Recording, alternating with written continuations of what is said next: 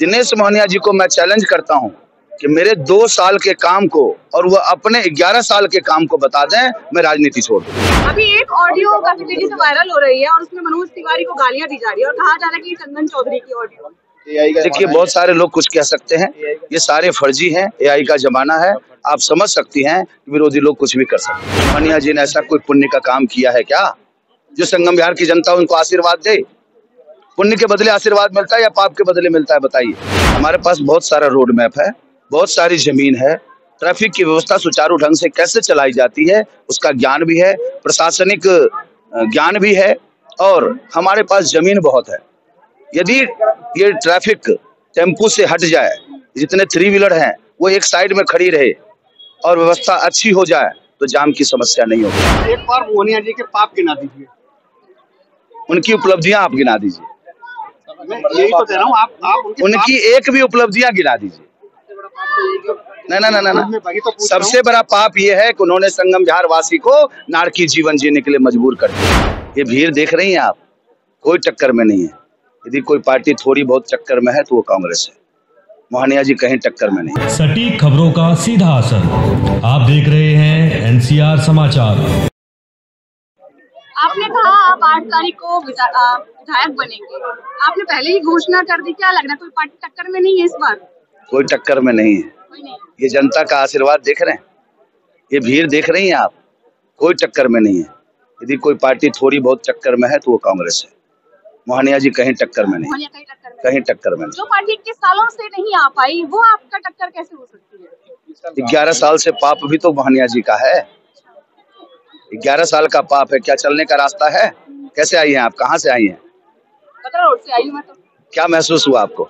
जाम ही जाम है। इससे अच्छा तो हमारा गांव है जहाँ चलने का रास्ता तो है। एक बार मोहनिया जी के पाप गिना दीजिए, उनकी उपलब्धियां आप गिना दीजिए।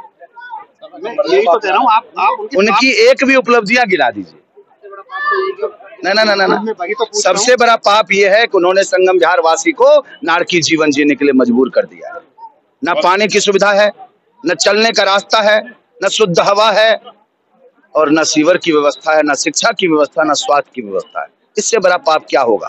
नेता बन के घोटाला करने का काम करता है, रिसोर्ट्स बनाता है, महलें खड़ा करता है और संगम बिहार की जनता को डूबने के लिए छोड़ देता है।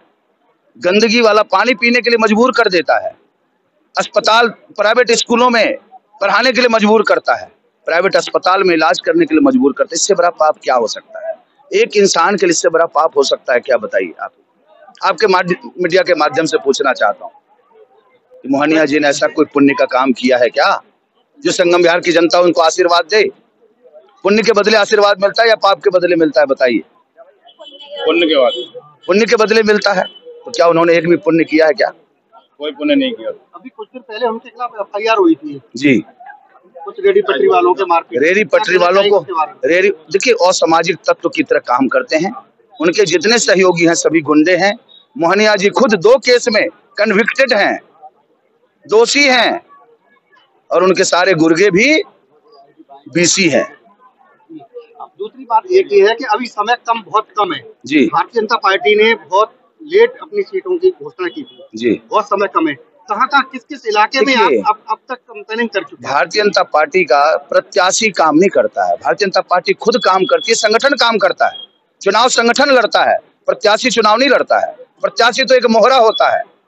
नहीं, आप प्रत्याशी हैं जी, आप इलाके में तो जाएंगे ना? बिल्कुल जा रहे हैं, बिल्कुल जा रहे हैं। मैं भाई पूछ रहा हूँ, घर घर में जा रहे हैं। अभी 50 से 60% इलाका में कवर कर चुका हूँ। 2 से 3 दिन में सारा इलाका कवर कर। अच्छा, आपने कहा कि ट्रैफिक जाम की समस्या में वैसा आपको 1 हफ्ता लगेगा, आप 1 हफ्ते में ठीक कर देंगे। जो समस्या पिछले 11-12 सालों से चल रही है, 1 हफ्ते में आप उसे कैसे ठीक कर देंगे? क्या रोड मैप है आपके पास? हमारे पास बहुत सारा रोड मैप है, बहुत सारी जमीन है, ट्रैफिक की व्यवस्था सुचारू ढंग से कैसे चलाई जाती है उसका ज्ञान भी है, प्रशासनिक ज्ञान भी है, और हमारे पास जमीन बहुत है।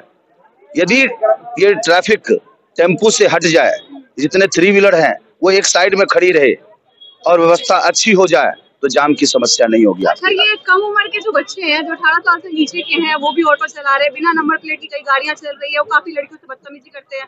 इन लोगों के लिए क्या उपाय है? ये कम उम्र के बच्चे ऑटो ले लेके घूम रहे हैं, लड़कियों से बदतमीजी कर रहे हैं, तमाम तरीके की चीजें कर रहे हैं, बिना नंबर प्लेट की गाड़ियां लेके घूम रहे हैं। 8 तारीख को इसका जवाब आपको मिल जाएगा। बिल्कुल। अभी एक ऑडियो काफी तेजी से वायरल हो रही है और उसमें मनोज तिवारी को गालियां दी जा रही है और कहा जा रहा है कि चंदन चौधरी की ऑडियो। देखिए, बहुत सारे लोग कुछ कह सकते हैं, ये सारे फर्जी हैं, एआई का जमाना है। आप समझ सकती हैं विरोधी लोग कुछ भी कर सकते हैं। जनता का आशीर्वाद कितने वोटों से जीत का मिल रहा है? देखिए, जनता का आशीर्वाद पूर्ण रूप से मुझे मिल रहा है। अब जनता मन बना चुकी है कि बदलना है, मोहनिया जी को बदलना है और भाजपा को लाना है, और उसी अनुसार से जनता तैयारी कर चुकी है। भारी से भारी बहुमत से भारतीय जनता पार्टी यहाँ से जीत रही है। दिनेश मोहनिया के लिए एक चैलेंज जो अभी आने वाले दिनों में हम डिबेट भी करना चाहते हैं, आप जरा स्वतंत्र रूप से एक चैलेंज जरूर दे ताकि आने वाले दिनों में हम उनको इनवाइट कर सकें। दिनेश मोहनिया जी को मैं चैलेंज करता हूं कि मेरे 2 साल के काम को और वह अपने 11 साल के काम को बता दें, मैं राजनीति छोड़ दूं। और अगर आगे क्षेत्रीय मुद्दों के ऊपर बात करें, खासकर संगम विहार में अनेकों मुद्दे आपने कुछ आइडेंटिफाई किए होंगे, थोड़ा बता दें। देखिए, सारे तो मुद्दे ही हैं। पानी की समस्या है, जाम की समस्या है, रोड की समस्या है, शिक्षा की समस्या है, स्वास्थ्य की समस्या है। ऐसा कौन सा गुनाह जो समस्या नहीं है? सारी तो समस्याएं हैं संगम विहार। पानी की बात की आपने, जल बोर्ड के उपाध्यक्ष रह चुके हैं जो वर्तमान विधायक है, बावजूद इसकी जनता के घरों तक पानी नहीं पहुंचा है। क्या इसलिए नहीं पहुंच पाया कि वो पानी की आड़ में घोटाला करते हैं, टैंकर माफियाओं के द्वारा पानी बेचते हैं, ट्यूबवेल माफियाओं के द्वारा पानी बेचते हैं, और उसी से उनका जीविकोपार्जन चलता है। तो कैसे पहुंचाएंगे पानी? इनकम कहाँ से होगा उस चीज का? आपके जीतने के बाद कितना समय लगेगा जनता के घरों तक पानी पहुंचने में? देखिए, आंशिक रूप से तो 6 महीने के अंदर हर घर में पानी पहुंचाने का प्रयास करूंगा। पूर्ण रूपेण 2 साल की गारंटी लूंगा मैं, और 2 साल में घर घर तक टोटी से पानी पहुंचाऊं। 2 साल में हो जाएगा? बिल्कुल जी। इसके अलावा आपके क्या मुद्दे हैं, आपके खुद के? क्योंकि ये सड़क, पानी, बिजली, स्कूल, अस्पताल, ये सब तो पुराने मुद्दे चल रहे हैं, जिस पर कई बार चुनाव लड़े जा चुके हैं। कोई ऐसा मुद्दा जो आप लेकर आए हैं जनता के लिए? जनता की सुविधाओं के लिए तो मुद्दा होता है, हमारा क्या मुद्दा होगा? हम तो जनता की सेवा के लिए आए हैं। सारी बुनियादी सुविधाओं से संगम विहार को लैस करूंगा, हमारा क्या मुद्दा होगा? नशा मुक्त संगम विहार बनाएंगे जी। नशे का व्यापार भी बहुत ज्यादा चल रहा है। देखिए, नशे का व्यापार भी है, और सबसे बड़ा मुद्दा जो है निकासी का नहीं है हमारे क्षेत्र में। लोकसभा चुनाव से पहले एलजी साहब भी विजिट कर चुके हैं, principal secretary, chief secretary visit कर चुके हैं, और नितिन गडकरी जी से बात हो चुकी है, हमारे सांसद रामवीर सिंह भिदोड़ी जी की। रोड मैप तैयार हो चुका है, 8 तारीख के बाद उसकी प्लानिंग करेंगे और उसको बाईपास रोड बनवाएंगे संगम विहार के पीछे से, और 3 कनेक्टिविटी एमबी रोड से दी जाएगी। केवल संगम विहार में जीत का दावा कर रहे हैं या पूरी दिल्ली की जीत? पूरी दिल्ली में जीत का दावा कर रहे हैं। 50 से ज्यादा सीटें हम जीत रहे हैं, और संगम विहार भी भारी बहुमत से जीत रहे हैं। देखिए, अभी आपने सुना चंदन चौधरी को, जिन्होंने कहा है कि पूरी दिल्ली ये जीतने वाले हैं। खैर, विधायकी के चुनाव बेहद नजदीक है, 5 फरवरी को वोटिंग है और 8 फरवरी को नतीजा सबके सामने है होंगे, और फिर देखते हैं कि आखिर क्या होता है, कौन विधायक बनकर आता है और कौन संगम विहार वासियों का विकास करता है। तो बने रहिए हमारे चैनल एनसीआर समाचार पर। मैं आपके साथ नमिता चौहान।